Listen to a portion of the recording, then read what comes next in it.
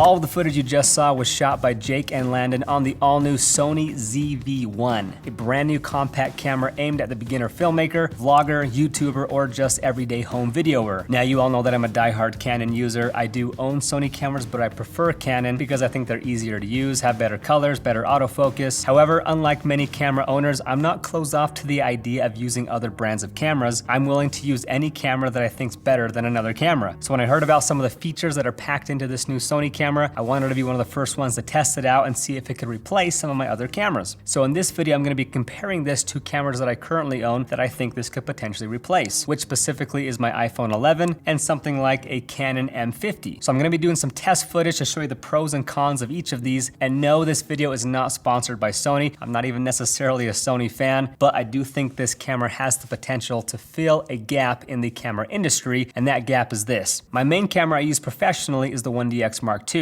but the camera that I use most is the iPhone 11 because most of my life is spent with my family and it's not very practical or safe to lug around a big camera to capture everyday moments, so most of the footage or videos that I capture these days are on my iPhone. However, iPhone quality really doesn't compare to my other cameras, so it's sad for me as a professional to not have a tool that is both convenient to carry around and also has professional quality. And there are cameras on the market right now trying to bridge this gap, like the Osmo Pocket or GoPros, but in my opinion, these types of cameras aren't much better than my iPhone in quality and control, so it wouldn't be worth it for me to carry around a whole separate camera. So I'm actually pretty intrigued by this camera as I think it has the potential to perfectly fill that gap. So let's take a look at the specs, show you some footage, and compare it to similar cameras to see what I like and don't like about it. First off, the introductory price is set at $749, so about twice as much as an Osmo or a GoPro, and about $200 more than a beginner camera kit like a Canon M50, which is what I currently recommend to beginning filmmakers and vloggers. So the question is, does this camera have enough extra features that makes it worth the extra money? First, let's take a look at resolution and frame rates. The ZV-1 can shoot 4K at up to 30 frames per second and 1080p at up to 120 frames per second. And it goes up to 960 frames per second at 420p in 2-second bursts. Now the 420p isn't very usable professionally, but it is still kind of cool to have that as an option. And we'll put some samples on screen so you can see what that slow motion looks like. As for the sensor size, the ZV-1 sports a 1-inch sensor, which is going to be about 2 times bigger than an iPhone or Osmo or GoPro. However, it is about half the size of the Canon M50, which is an APS-C sensor. Keep in mind though that the M50, when shooting in 4K, crops in even more, making it about the same size as a 1-inch sensor. But let's now talk about the lens. It comes with a Zeiss 24-70mm equivalent lens that stops down to a 1.8 aperture at 24mm and 2.8 aperture at 70mm. But this lens is not interchangeable, so it's the only lens you get with this camera. There are pros and cons to this. The pro being that it's much more compact of a lens and retracts into itself, so it's much less bulky for traveling, so it could actually fit in your pocket versus an M50 definitely couldn't. The con being, of course, that if you want a wider angle lens or a tighter lens, there's nothing you can do about it. So I would have liked to have seen the zoom range be a little bit wider since it's the only lens, but it does go from a 1.8 to a 2.8 aperture compared to most kit lenses that come with a beginner camera, usually go from a 3.5 to a 5.6 aperture, like my M50 kit lens. So the ZV-1 lens will do a lot better in low light light compared to most kit lenses, and will also give you a lot more background blur. Also, comparing it to an iPhone or Osmo or GoPro, the optical quality of the glass is going to be a lot nicer and do a better job in situations like when you're putting your subject in front of a bright light, so this lens is definitely going to be nicer than most beginner options. Next, let's talk about autofocus. This is a big one for beginners, vloggers, and home videoers, and I think Canon usually has the best autofocus technology with their dual pixel autofocus, but Sony is claiming they are just as good if not better, and they've included in this entry-level camera real-time eye autofocus that worked pretty flawlessly every time I used it. In fact, comparing it to the M50's face tracking, I thought the ZV-1 had a lot more reliable autofocus. So for these two cameras specifically, Sony does actually have better autofocus. Another cool feature is that this camera has product showcase settings, which means when you're going from eye track focus to putting something in front of the screen, the camera usually doesn't pick up the product because it's focusing on my face,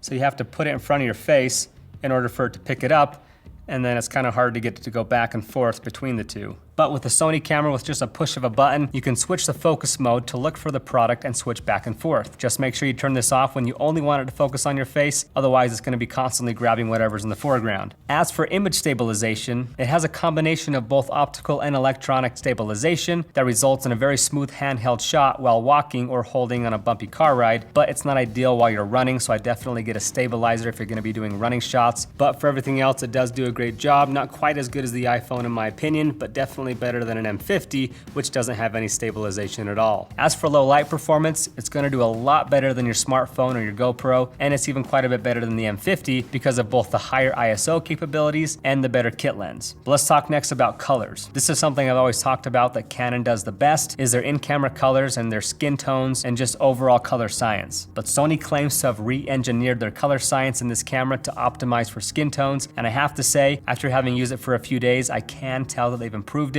so it's great to see them continually improving on previously weak points. Now, one thing this camera is very focused on is audio quality. This is one of the biggest issues with beginner cameras like iPhones or GoPros or even most DSLRs, is that the internal microphones on the camera itself is usually really bad and requires an external microphone in order to have any kind of audio that's decent. But on this camera in particular, Sony built it for vloggers and YouTubers in mind, and so they put a 3-capsule directional mic, allowing for a lot crisper audio for anything in front of the camera while minimizing background noise. They also give you a little dead cat that you can put on top to cut down on wind noise. And here's a quick comparison showing the difference in audio quality compared to the iPhone. All right, check 1, 2. This is the audio that we're gonna begin, audio quality. Check 1, 2, 3. This is the audio quality on the iPhone. So as you can hear, quite an improvement in audio quality. And another cool feature that is unique to this camera is that the hot shoe is actually a multi-interface shoe, meaning that you can use a number of Sony supported mics and capture audio from an external microphone with no cables. The shoe provides the power and audio connection. Moving on now to what's probably the biggest new feature for a Sony camera is the fact that this has a side flip out screen. This is the first Sony camera to sport one of these. They've had the top flipping screens in the past, but if you mount anything on top of the camera, then it's not very usable, so this is definitely a big selling point and another feature that I've always liked better about Canon that Sony now has matched. However, it's only touchscreen for focusing and not for changing settings like the Canon M50, so that was a bummer that I couldn't change camera settings on the screen. And a con for both the Canon M50 and the Sony is that when shooting in direct sunlight, the screen is really hard to see. My iPhone is a lot bigger and a lot brighter, so the iPhone wins over both of these in screen quality. Another thing I wasn't stoked about is the battery life. Because it's a tiny camera, it has a tiny battery and it doesn't come with a battery charger, so you're forced to plug in the whole camera. And in our tests, the camera only lasts about an hour and a half to 2 hours when shooting the entire time. So we do recommend buying a separate battery charger and extra batteries so you can swap out batteries throughout the day and change the dead ones while you're filming. A few other things worth mentioning, it does have wireless file transferring through their mobile app that allows you to quickly transfer files from your camera to your phone, but that's probably one of the biggest pros of a smartphone is you can quickly post straight to social media without any file transferring, so that's still a pro for smartphones. And the last thing I want to mention was the accessory they made to accompany this camera called the Easy to Hold Grip. That does sell separately, but I'd say is a must for vloggers, and it's actually designed really well, screws in the bottom of the camera, and allows for easy tilt and lock with the side button, and doubles as both a hand grip for vlogging or normal filming and as a tripod. And it connects via Bluetooth to the camera, allowing you to push record, take a photo, zoom the lens in and out, and because it's Bluetooth, even if you take it off, it acts as a remote, so you can record and do all those things as long as you're holding the grip. So overall, pretty slick setup. I've previously laughed at the idea of a compact camera that doesn't have interchangeable lenses, but for the right demographic, this thing could be a perfect choice as it's jam-packed with features in a super small light body. As you can see from my test, there are pros and cons to choosing this over some cheaper options,